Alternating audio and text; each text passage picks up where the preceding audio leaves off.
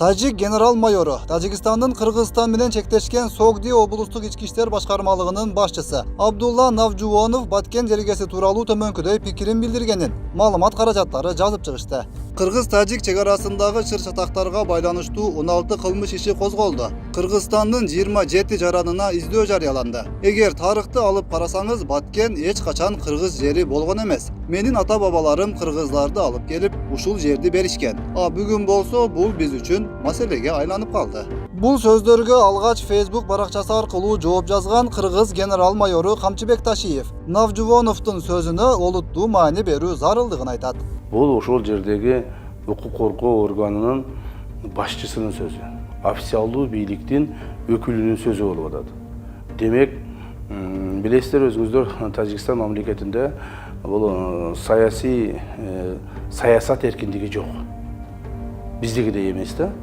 Ошондуктан ал жердеги ар бир сүйлөгөн мамлекеттик кызматкер, айрыкча мамлекеттик кызматкер сөзсүз түрдө өзүнүн сүйлөгөн сөзүнө жооп берет жана ошол сөзүнү сүйлөгөн сөзү кылган ишинин бардыгы жогорку мамлекеттик бийликтеги отурган Тажикстан бийлигинин официалдуу сөздөрү болуп эсептелет да. Мен ойлоймун, ошондо кандай болуп атат? Ошондо мына Тажикстан официалдуу бийлиги өзүнүн мамлекеттик укук коргоо органынын официалдуу чиновниги аркылуу биздин мамлекетке айттырып атабы. Так. Демек, ушуга биз олуттуу көз караш менен карашыбыз керек дагы. Буга өтө каттуу, тиешелүү деңгээлде жооп беришибиз керек. Мамлекеттик деңгээлде жооп беришибиз керек. Тажик тараптын позициясына жараша мамиле кылуу мезгил талабы экенин кошумчаланат. Буга чейин Тажикстандын ички иштер министринин орун басары кызматында туруп, өткөн айдын акырында гана Согди милициясына башчы болуп келген кишинин бул сөзү өткөн тарыхты эске салууга аргасыз кылып отурат. Биздин мамлекетибиздин бүтүндүгүнө шек келтирген, мамлекетибиздин эгемендүүлүгүнө шек келтирген, кыргыз мамлекетине ушундай бир шылдың катары сөз сүйлөгөн укук коргоо органынын башчысы сөзсүз түрдө жумуштан алыныш керек дагы, жана жазага тартылыш керек. Биз ушуну талап кылышыбыз керек. Эгерде Тажикстандын бийлиги ушуну жасабай турган болсо, демек алар ошону өзү айттырган болот. Демек алар ушуну ушул багытта кетип аткан болушат. Демек, анда биз буларга дагы башкача мамиле жасашыбыз керек да. Биз кандай кылып атабыз? Биз достук мамиле жасайбыз. Биз ошолорду коңшубуз катары мамиле жасайбыз, а булар бизге душман катары мамиле жасап атат. Душман катары мамиле жасап атат. Эгерде аларды биз ошондой мамилесине кайтпай турган болсо, биз дагы өзүбүздүн мындай бир мамилебизди өзгөртүшүбүз керек. Мына ачык эле айтыш керек, Тажикстандын азыркы Лакш району, Жергетал району, Мургап, булардын бардыгы кыргыздын жери болгон. Мына кече эле 3 жыл алдын муну Лакш району деп аташты. Ушуга чейин Мургап району, Жергетал району болуп аталып келген. Жергетал району бүгүнкү күндө ошол Тажикстандагы райондордун эң чоң территориясы боюнча район. Кыргызстандын же болбосо Тажикстандын 1/4 бөлүгүн түзөт. Ошол мына официалдуу түрдө биздин Кыргызстандын жери экендигин тарых танбайт. Муну баарыбыз билебиз.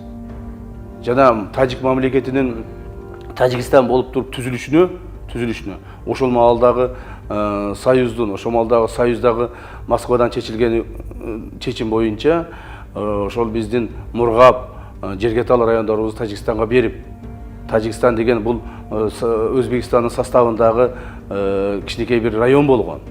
Өзбекстандан бөлүп чыгарып, Кыргызстандан жерлерди бөлүп берип, анан Тажикстан мамлекетин курганбыз. Эми ошол курган мамлекетибиз кайра биздин мына территориябыздын бүтүндүгүнө, мамлекеттин бүтүндүгүнө шек келтирген болсо, биз эмне үчүн карап отурушубуз керек? Кыргыз бийлиги болсо тез арада татыктуу кадрдык жүрүш жасашы керек. Антпесе кыргыз мамлекети үчүн кыйынчылыктар жаралышы толук мүмкүн. Ошол чек араны чече ала турган, чек арага мамлекетчилдик, инсандык мамилени түзө ала турган биздин кадрларыбызды барып коюшубуз керек. Биз ошол Согди облустунун облустук милициянын башчысынын сүйлөгөн сөзүнө 10 эсе жооп бере ала турган адамды барышыбыз керек. Эгерде ошол жерде керектүү адамдар турган болсо, бул адам сүйлөй да алмак эмес. эгерде сүйлөй турган болсо ошого жараша тиешелүү жоопторун алмак. Ал эми биз болсо ал жерге мына кечеле вице-премьерди алып барып коюшту, чек ара чечүү боюнча. Ветеринарды алып барып коюшту. Ал адам ошол жерде иштеп келген, иштегенин көрсөткөн, иштеген маалда эч маселе чечилген эмес. Эми эле азыр баары чечип илишине көз жетпейт. Чечип илген күндө дагы биз Тажикстанга утулуп калышыбыз мүмкүн. Себеби дегенде эгерде тажик мамлекети официалдуу түрдө бизге ушундай сөздөрдү айтырып аткан болсо, анда булар чек араны чечишпейт. Биз ошолорго адекваттуу, тиешелүү, каттуу мамилелерди жасашыбыз керек. Мына эсиңиздерде болсо керек, кайсыл бир жылдары эгемендүүлүктөн кийин 2000-жылдардан кийин 10 жылдан ашык Өзбекстан Тажикстанга блокада жарыялаган. Темир жолун бууган, автотранспорт жолун бууган, эч кандай даже авиа сообщениялер жок болгон. Толук токтоткон. Тажикстан башка өлкөлөргө, башка жактарга Кыргызстан аркылуу гана чыгып калган. Мен эсимде бар, ошол Тажикстан Манас аэропортуна өзүнүн башка мамлекеттен контейнерлерин самолет менен жүктөп келип, ушул жерде машиналерден жүктөп Тажикстанга ташып турчу. Так, ошондо биз бир сом төлөткөн эмеспиз. Ошондо биздин жолубуз талкаланды, ошондо бизге кыйынчылык болду, ошондо дагы биз тийген эмеспиз. Тажик мамлекетине кыйын болуп атат. Тажик мамлекетин өзбектер блокировать этип коюшту. Биз жардам берейли. Бардык жашоо тиричилиги тамак ашынан баштап экономикасы бардыгы Кыргызстан аркылуу жүрүп турган. Ошондо биз жардам бергенбиз буларга. А булар болсо боор ооруганды боорго тебет деген ушундай мамиле кылып атышат.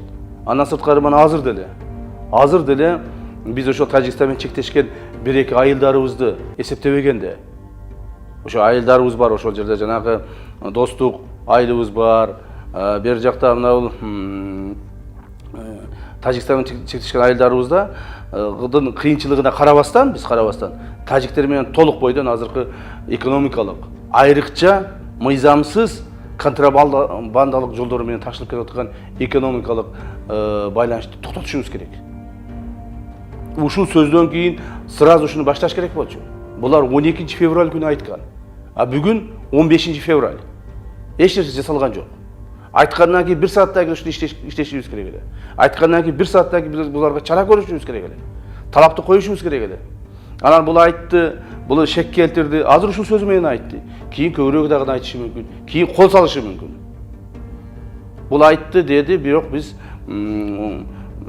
бир айдан кийин ага чара көргөнүбүз, же бир жылдан кийин аны бир жерде чоң жолугушууду айтканыбыз пайда келтирбейт.